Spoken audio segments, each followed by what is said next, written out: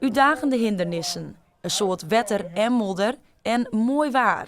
De perfecte ingrediënten voor de 21ste editie van de Stertel Survival Run in Koortstertille. Goed 1400 deelnemers die een snijn mij onder run. En na alle tarriedingen en grote drukte is het op de dag zelfs vooral genietje voor de organisatie. Ik let eigenlijk alleen maar op de meesten als iedereen geniet. Want ik ga mijn taak eigenlijk zal dienen in het vattraject. En op zo'n dag zelf ben ik eigenlijk een vrije man. En de rest van de meesten die regelen eigenlijk alles. En ik wil graag het meesten genieten. En als het meesten genieten, dan geniet ik. En daar heb ik eigenlijk meer energie uit.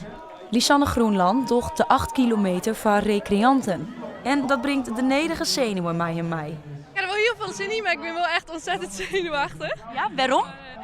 Ja, ik hoop dat het gewoon al een beetje lukt. Er zijn, ik ga bij de trainingen best.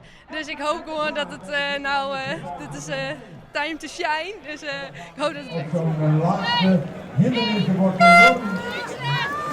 Ja, een enorm beroep gedaan op de armspieren. En om dat er even lekker bij te komen, dat is helemaal niet verkeerd. Dus ik hoop dat is wel dat ik echt denk van daar ben ik wel echt zenuwachtig voor eigenlijk. En het is mij allermeest ik omheen, hè, dus dan is het doel wel erg. En na 50 minuten had ze al best wat lastige hindernissen hoorn. Het is wel zwier, maar het lukt tot uit wel. Maar de handen die beginnen steeds zwier te doen. En nu komen alle apenhang, dus ja, ik zou het erop. Een dag die het in het teken staat van vooral genietje. En dat doggen de deelnemers als ze eindelijk onder de bel slingeren in mij. Fantastisch.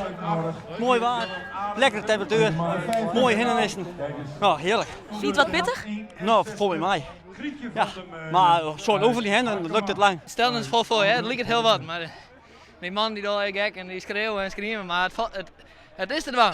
Kortstille bloot, een van de mooiste runs. Die balken met al lekker dik, alles hing het gewoon om touw ophang.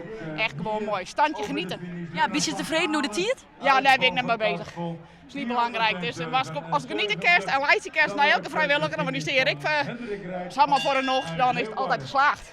Een mooie dag dat voorzitter Theo Postumus mij een goed gevoel op weerom zocht. Een bult energie, dat hou ik er een oor. Maar kleerprijs de dag niet. Je bent ook nog bezig, er kan ook nog van alles gebeuren.